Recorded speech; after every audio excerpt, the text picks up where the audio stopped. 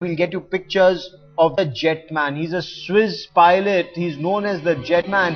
He made his debut in the United States. The 53-year-old former fighter pilot is so far the only person who flies using jet-propelled wings. It is as close to flying as a human can get to fly like a bird.